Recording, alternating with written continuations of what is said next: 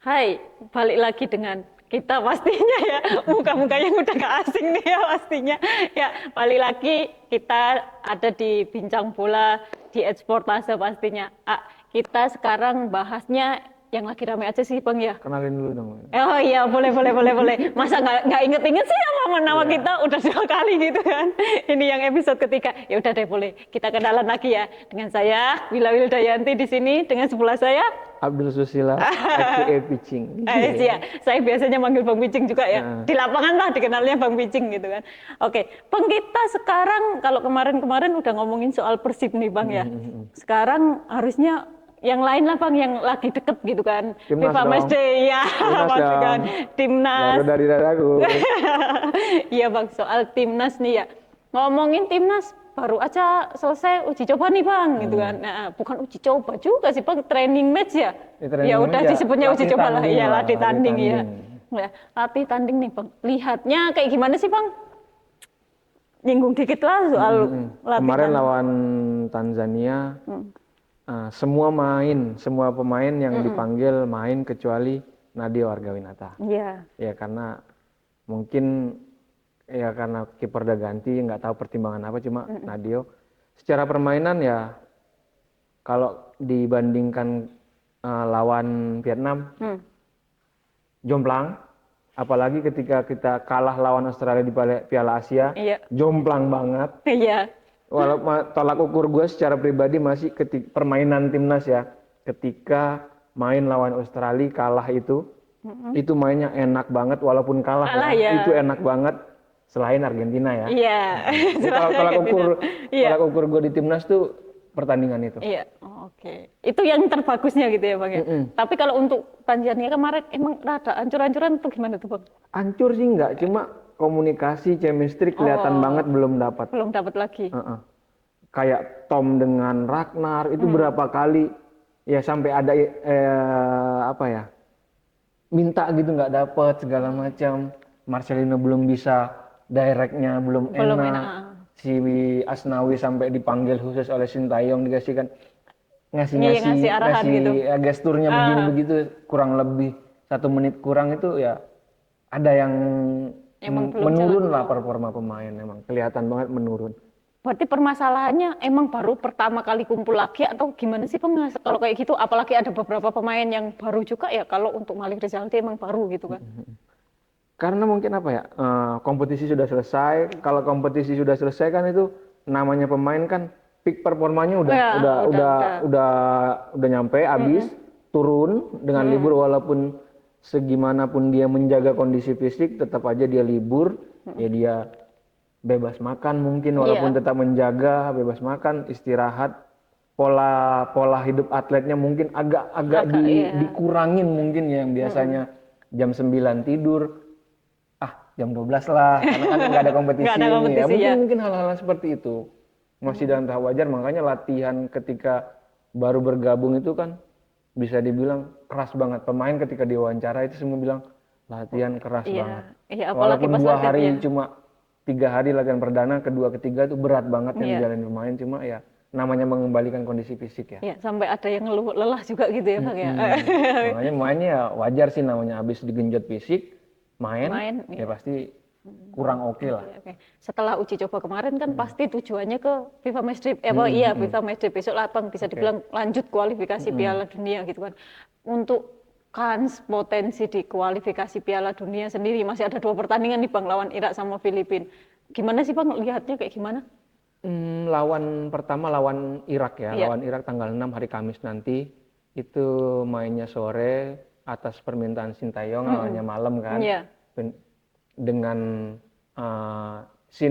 dengan tim pelatihnya menganalisis kondisi lapangan, karakter GBK yang sebenarnya apa ya, sirkulasi udara di GBK itu kurang ya. Udah dengan kelembaban Indonesia yang sedemikian, dengan struktur bangunan yang seperti itu, yang masuk relasi, kalau pemain-pemain keturunan sih kepayahan, emang sulit bernapas dan segala macam, apalagi kalau nanti penuh ya.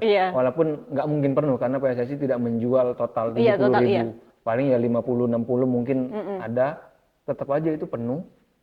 banyak orang Orang nafas. pasti akan ini ya main sore ya mungkin strategi yang oke lah. Oke, maksudnya jarang hal-hal seperti ini itu di pelatih Iya, dipikirkan juga ya. di perhatian hal yang seperti ini sama Shin jadi perhatian. Kita lihat nanti hasilnya apakah ini akan berhasil atau enggak. Ya, lawan Irak Itu dari dulu satu ya. sisi ya. Kalau sisi misalkan pemain nih, Wil. Kalau pemain ya sekarang semua pemain sudah bergabung kecuali Jai Ijaz. Iya. Jai Ijaz kabar ya alhamdulillah senang Alhamdulillahnya. juga walaupun di Italia Di Italia. sana karena ada proximity lah Iya, kedekatan karena di Indonesia kita jadi senang juga dia membawa Venezia promosi. Dan hari ini kabarnya dia langsung terbang ke Indonesia. Kemungkinan ya besok atau lusa sudah bergabung. Tapi kayaknya lawan Irak enggak dimainin, Bu. Nah itu dia. Pertanyaannya Shin dimainin Taeyong apa itu enggak? kan orang yang ya Hubner aja yang baru datang kemarin main. Kalau ya tergantung pemain. Siap nggak lu? Siap main. Iya, Shin Taeyong ngomongnya gitu kan. Ketika kita bilang sekarang Ijaz nggak bisa main lawan Irak, belum tentu. Iya sih. Menanyakan dulu kan. Shin Taeyong itu bukan orang yang ketika walaupun Pak Marji misalkan dia bilang nggak bisa main. Iya, nggak bisa main, nggak dimainin. Iya. Dia capek, kelelahan, jet lag segala macam. Kalau pemainnya bilang siap, dimainin. Apalagi kebutuhannya lawan Irak. Iya. Nah, kalau jadi selanjutnya nih, jadi ngomongin komposisi nih. Gak apa-apa kan ya ngomongin komposisi. Ya karena bisa dibilang sih Pak, kayak di Piala Asia kemarin aja kita bisa ngomong komposisi pemain timnas itu ya itu aja Bang gitu kan. Lah makanya dengan ya lawan Irak Bang sebelumnya di leg pertama kalah 1-5 nih Bang gitu kan. Kalah 1-5. Ya masa di sini di kandang sendiri gitu loh Bang. Masa nggak menurunkan yang terbaik gitu kan. Apalagi kita juga udah lihat kualitas Ijaz gitu kan. Nah, sekarang gue balik nih. Kalau gue kan posisi back kiper oke lah Nadio ya. Hernando. Back sih gue pengennya 3 back ya, 3 back di kanan itu Jai Ijaz, tengah itu Jordi Amat, kiri itu Rizky Ridho. Iya. Kalau lu? Iya sih Bang, aku juga gak akan beda jauh Bang. Apakah kan ada Justin Hubner juga? Enggak sih. Sandy Walsh juga main. Bang kalau jujur ya ini ngomongin Justin Hubner, kadang-kadang gerusak-gerusuk gitu loh Bang. Berak-berak gitu loh Bang. Kayak kemarin lawan Tanzania aja langsung kartu kuning. Iya. Jadi kayak berasa kadang kurang tenang gitu Bang. Bisa jadi karena emang masih pemain muda, masih ngerasa ya kualitasnya mungkin tinggi gitu kan. Jadi kadang-kadang ngerasa ya egonya yang main juga kayak gitu kan Bang. Jadi ya kalau untuk Rizky Ridho ya bisa dibilang kepercayaan Shin Taeyong banget gitu ya. Mungkin karena dia juga tipe pemain yang tenang gitu kan. Untuk Jai Ijaz juga iya Bang tenang banget gitu kan. Tenang banget. Kalau untuk kanan bisa dibilang Asnawi bisa jadi pilihan utama juga kalau Jai Ijaz nggak main. Kalau melihat kemarin gue nggak percaya diri Asnawi main. Sebenarnya ya siapa sih yang nggak mau secara pribadi kita pengen Asnawi main. Dia kapten kita main. Cuma ketika lihat performa kemarin lawan Tanzania, aduh kok Asnawi nurun nih. Lawan Irak. Iya sih Bang. Lebih aman Sandy Walsh kayaknya atau Yakob Sayuri gitu. Iya sih. Secara kasar cuma kita nggak tahu dalam beberapa hari ini libur pemain besok latihan taktikal dan lusa akan ada official training. Masih ada kemungkinan yang mungkin terjadi. Tapi kalau berkaca dari Tanzania kayaknya nggak layak deh starter gitu. Iya starter. Asnawi. Terus apalagi ya ngaruh nggak sih maksudnya Asnawi juga di Thailand nggak begitu sering dimainin, mainnya juga aku pernah nonton nih, nungguin kapan Asnawi keluar gitu kan Bang, kapan Asnawi dimainin, menit 80 Bang. Tapi semoga dalam beberapa hari ini Asnawi ya. Iya bisa ngembalikin sampai yang seperti awal gitu kan. Iya sih Bang. Itu. Ya di Thailand juga terasa lah dia nyiptakan assist juga ada 2. Kalau kiri Arhan sama Sain Patinama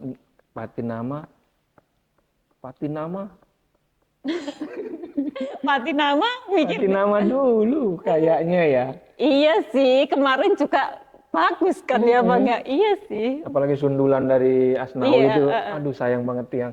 Iya sih Bang, iya sih. Iya oke. Kalau udah dengan komposisi yang gitu Bang, lihatnya, kansnya gitu loh Bang. Kansnya lolos ke putaran. Enggak sih sebelum itu Bang, aku tanya dulu soal putaran ketiga nih Bang.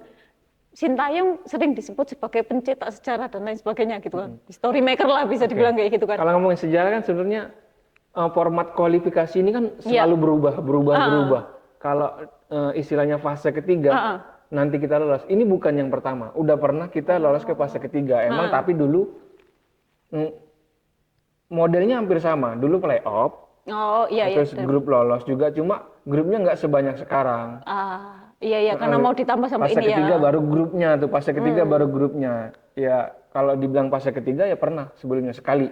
Ini yang kedua kalau lulus fase ketiga. Oh, berarti emang udah pernah gitu Udah ya, pernah Bang? sekali. Oke. Nah, melihat itu Bang, kansnya timnas Indonesia lolos ke fase ketiga ini seperti apa sih Bang gitu? Lihat aja di grup gitu loh Bang. Dengan agak pongah nih ya. Lolos dong. Oh iya. Lolos dong. Apapun hasil nanti lawan Irak, lawan Filipina masa di kandang kalah. Iya. Masa lawan Filipina kalah di kandang gitu. Ya. Karena emang harapannya masih ada dua pertandingan. Dari dua pertandingan ini peluangnya cukup satu kali kemenangan berarti ya Bang ya. Sekarang udah 7 poin di grup C runner up. Dengan kita misalnya satu kemenangan udah 10 poin. Peringkat ketiga itu Vietnam baru 3 poin. 3 poin dengan 2 pertandingan maksimal itu 9. Ketika kita udah 10 selesai. Nah, oke. Berarti peluangnya iya sih bener sih Bang, sombong gak apa-apa lah Dan gitu rasanya ya Vietnam tandang ke Irak. Nggak mungkin ya mungkin aja cuma enggak lah Irak kalah di Basra. Iya sih Bang, walaupun nurunin pemain-pemain pelapis pun tetap aja iya sih Bang, iya bisa jadi sih, iya. Melihat peluangnya cukup tinggi lah Bang ya untuk lawan Irak sih gue mikir betul-betul sekuat terbaik lah ya kan dengan segala kondisi betul-betul terlepas ya dikotomi nasional keturunan itu lepas menurut gue udah karena itu bakal yang terbaik diturunin lawan Irak nantinya. Oke, Bang, lawan Irak nyinggung dikit nih Bang, yang lagi jadi sorotan mulu Bang. Soal bahkan kemarin main di lawan Tanzania di Madia pun yang dikeluhin sama Justin Hubner soal lapangan nih Bang. Gimana nih Bang GBK Bang? Situasi dan kondisi. Tapi dengan intensitas pengelolaan GBK yang beberapa kali sudah ini, kayaknya sih udah lumayan kondisinya tidak akan seperti saat lawan Vietnam. Gue yakin banget kondisinya tidak akan. Tapi sempurna ya nggak sempurna juga, cuma ya better lah. Dan kondisi GBK jelas beda sama dia. Iya. Grace-nya itu lebih kualitas GBK ketimbang perawatannya lebih mahal GBK ketimbang dia. Apalagi ketimbang walaupun jenis rumputnya sama ya, cuma lebih bagus. Pasti lebih bagus GBK, nggak usah terlalu khawatir. Nggak usah terlalu mungkin khawatir. looknya nggak kurang, misalkan masih ada yang agak kuning-kuning. Tapi bola akan mengalir aliran bolanya dengan baik. Dan mungkin tidak akan seperti JIS yang looknya jelek dan kondisinya. Aliran bolanya bermasalah mulu tiap main. Oke. Aku sih bahasanku udah sampai situ sih Bang. Kamu mau tanya-tanya nggak sih? Yang menarik fenomena ya fenomena sih Will. Menurut gue sih fenomena dalam 2 hari kemarin ketika tiket dijual untuk pertandingan Irak ya, dibilangnya udah 50.000. Itu baru 2 hari itu 20 hari 50.000. Kemarin pertandingan lawan Tanzania di Madia ada 5.000-an penonton. Nggak ada Ultras Garuda, nggak ada La Grande, nggak ada yang nyanyi yel-yel yang saut-sautan, tapi ada teriak-teriakan cewek perempuan dan aromanya dengan kesenian wangi ya. Cewek-cewek cakep, cewek-cewek muda dengan kaya-kaya yang ya istilah anak sekarang cegil ya. Cegil ya.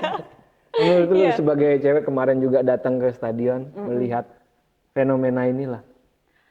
Kalau ngomongin lihat fenomena ini sebenarnya aku sebelumnya nih Bang nyinggung dikit ya. Aku udah pernah liputan khusus nih Bang karena ngerasa aku juga cewek yang sering ke stadion, terus ngerasa gimana sebelum-sebelumnya juga banyak lah isu dan lain sebagainya cewek yang sampai takut ke stadion kayak gitu kan. Tapi aku ngerasa emang nonton timnas tuh paling aman ngerasa kayak gitu kan Bang. Selalu mikir kayak gitu untuk cewek dan lain sebagainya gitu kan. Dengan aku liputan-liputan itu aku ngerasa ya ternyata emang sulit untuk supporter perempuan datang ke stadion dengan mendengarkan banyak omongan gitu kan. Tapi dengan sekarang fenomena timnas yang wah gila sih gitu kan.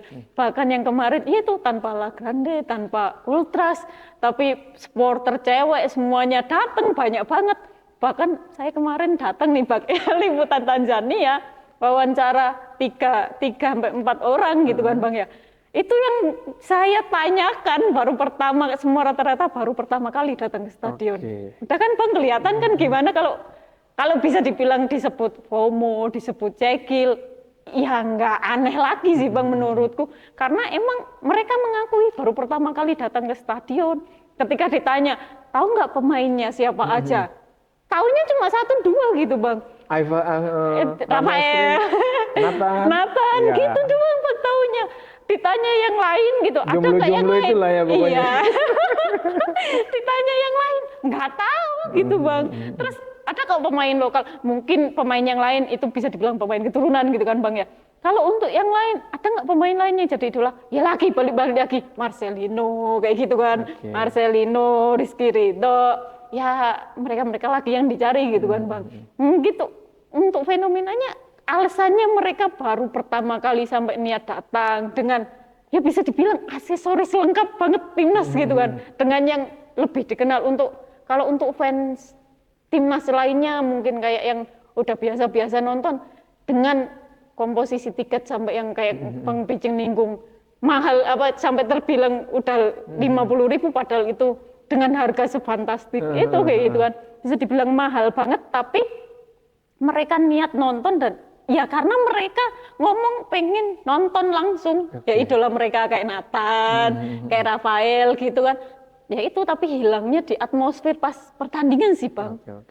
Serius aku lihat baru liputan timnas ngerasa wah gila sih yang suaranya bukan ya itu hilang kayak saut-sautan biasa kayak gitu kan Bang itu hilang tapi cuma ada teriakan wah gitu doang sih Bang kayak yang heboh-heboh yang nggak penting ketika kita diserang pun pada nutup dan lain sebagainya nutup mata gitu kan tapi kalau untuk ya atmosfernya aku ngerasa malah kayak ngerasa lagi nonton badminton di Istora Senayan Oke. jujur banget karena aku kalau nonton Istora aku lebih akan paling motret 1, 2, 3 habis itu saya balik lagi gitu kan balik lagi ya udah aku lebih nikmatin mending nonton di layarnya karena akan mendengarkan teriakan-teriakan kayak gitu tapi kalau kayak kemarin sih kadang ada satu titik diem semua gitu Bang kayak lagi sepi gitu kan biasanya kan lah saut-sautan nyanyi nggak berhenti gitu kan Bang nah, ini tuh sepi kayak atmosfer untuk nonton dengan khas teriakan khas supporter itu hilang gitu Bang kayak nggak ada gitu sebelum gue nanya ini gue ngasih pandangan dulu secara pribadi gue FOMO itu apa ya FOMO di sepak bola ya di timnas lah nggak FOMO timnas gue bukan orang yang serius gue secara pribadi bukan anti karena sepak bola itu milik bersama milik siapa aja timnas itu milik semuanya ketika ada mau cewek mau keluarga mau siapapun mau baru mau tidak dari dan ya ketika lo mampu dulu dapet tiket ya silakan datang ya tapi emang kan PSSI juga pasti sadar pasti akan beda akan dengan sebelumnya pasti ada supporter pasti ada supporter murni yang ya La Grande mungkin ada nanti lawan Irak fokusnya ke sana mungkin akan ada lah mereka ke sana kalau yang di ini kan cuma latih tanding tapi ketika ngomongin FOMO sepak bola ya ini bagian dari industri maksudnya industri ini berkembang situasi ini berkembang buat gue sih ketika tumbuh fans baru dengan gaya-gaya yang dia anggap konotasinya nih selama ini kan nonton bola itu ya kalau nggak bau anggur merah bau intisari udah rusuh gitu ketika banyak keluarga banyak cewek-cewek ya di timnas udah terjadi sebenarnya tapi sekarang lebih cewek-cewek muda yang sebelumnya mungkin nggak menarik untuk kesadian buat gue sih ya ini industri yang terbangun gitu biarkan mengalir toh nantinya akan back to basic yang suka akan suka terus suka bertambahnya fans ini suatu keuntungan. Nah kalau lu fenomena apa ya FOMO ini tradisi yang bagus nggak untuk di sepak bola biarkan atau seperti apa? Ya kalau aku sih menurutku ya bagus sih Bang, maksudnya kita juga, jujur nih Bang, kita nggak bisa menghentikan orang yang mau dibilang beneran FOMO atau suka atau yang cuma ikut-ikutan kan, FOMO termasuk ikut-ikutan gitu kan. Kita nggak bisa menghentikan perasaan orang itu sendiri gitu kan Bang ya. Terus mereka juga ya datang dengan biaya uang mereka sendiri dan lain sebagainya, mereka juga ikut ngewar tiket kayak gitu kan mungkin. Karena kemarin aku sempat yang wawancara salah satu perempuan nih yang aku wawancara, dia ngomong ketika dia pengen nonton yang lawan Irak nggak dapet gitu kan, ngewarnya nggak dapet nih, udah beberapa kali bahkan ibunya diajak ngewar gitu kan, tapi nggak dapet juga kayak gitu kan, tapi dia dapet yang Filipin kayak gitu lah pas lawan Filipin, ya berarti kan emang mereka pun ya FOMO, bukan yang sekedar cuma ikut-ikutan yang maksudnya nggak mau dengan atribut timnasan karena mereka juga masih dengan niat itu untuk membeli ya jersey dan lain sebagainya kayak gitu kan, dengan ya itu semahal itu pun ya karena mereka mampu, kembali lagi kayak ada yang ngomong ya mampu nggak mampu gitu kan, cuma ya kalau menurutku sih mau dibilang FOMO atau enggak terserah sih Bang, maksudku ini akan terus jadi benar kata Bang Picin tadi, akan terus berkembang ya industri, kebalik industri gitu kan Bang. Ya kalau mereka mau dengan itu ya bisalah belajar juga chance biar tambah seru nih gitu kan. Ya. Tambah seru gitu. Ya buat supporter yang mau datang nanti Iya. ke pertandingan Irak, mulai ya nonton lah. Gimana sih supporter kalau nyanyi di GBK? Iya gitu. Mulai nggak biar sepi gitu. ikutan nih. Iya. Karena lawannya Irak nih, kita harus pressure mereka, Iya, tekan iya. mereka. Kalau senyap aja cuma Iya. rasanya kurang greget gitu loh. Kan harus di pressure iya. ya buat yang mungkin ya, mohon maaf, yang dilabeli FOMO walaupun gua nggak setuju itu, mulai coba apalin lagu-lagunya, chance-nya biar ikut meramaikan, memberi pressure. Iya, buat tim lawan gitu ya Bang. Iya, kalau gue secara pribadi senang dengan ya siapapun yang nonton, yang penting GBK ramai, gue sangat senang. Aku juga seneng sih Bang, maksudnya karena aku sebelumnya udah ngikut liputan yang gimana keluh kesah cewek mau nonton bola, selalu takut dan lain sebagainya. Tapi dengan atmosfer yang ini kan secara nggak langsung dengan timnas aja udah kayak gini, secara nggak langsung akan mengaruh ke klub-klub juga nggak sih Bang? Maksudnya di klub juga akan diperhatikan nih perempuan ketika ada apa gitu kan. Kayak akan ada, walaupun nggak harus dibedakan kok, aku menurutku kayak gitu nggak harus dibedakan kok untuk tribunnya, tapi ya tetap bisa menyatu. Bahkan yang kemarin aku ke Persib Bandung juga ada yang ngajak anak usia 10 bulan gitu kan, aku wawancara anak 10 bulan loh diajak nonton, itu kan bisa dibilang wah gitu kan, udah mulai banyak tertarik gitu. Sebenarnya kalau di stadion dalam 1 tahun terakhir di dalam stadion ya relatif lebih nyaman ya. Iya. Yang emang ya sisi kriminal supporter ya Adalah, oknum lah ya. kalau gue nyebutnya oknum itu sekarang dominan terjadi di luar stadion. Kalau di stadion sih alhamdulillah sudah mulai nyaman walaupun belum maksimal. Tapi oke. Iya, mulai terkendali lah, kelihatan gitulah ya Bang ya. Itu sih Bang. Kalau gue sih itu pokoknya ayo dukung lawan Irak besok, bisa ada potensi menang dengan kondisi Irak, walaupun dia juga datang bukan hal mudah mengalahkan Irak, cuma dengan dukungan doa dan masyarakat, wah gue yakin banget wow nanti GBK. Iya sih, harusnya bisa ya Bang ya. Apalagi kan dengan ribuan supporter tuh harusnya bisa sama-sama menekan, ya itu sih Bang, balik lagi pengen menekan lawan gitu. Iya tuh jangan cuma kita nyanyi bareng di GBK. Iya serius, saya nyanyi bareng gitu. Jadi bukan hanya cuma Lakrandi sama Ultras doang dong yang nyanyi, jadi kita supporter yang lain pun bisa ikut nyanyi gitu. Oke. Itu aja yang bisa kita bahas ya Bang. Buat supporter besok, ayo kita ramein GBK dengan itu. Iya. Marwah sepak bolanya yang khas supporter Indonesia yang emang nyanyi-nyanyi tadi ya. Yang banyak negara. Iya, gitu sih. Ya udah. Sampai dulu ya. Sampai di sini dulu. Besok-besok kita ketemu lagi. Dengan bahas-bahas. fenomena. Iya, dengan fenomena dan bahasan yang mungkin lebih seru lagi ya. Oke. Sampai jumpa. Terima kasih.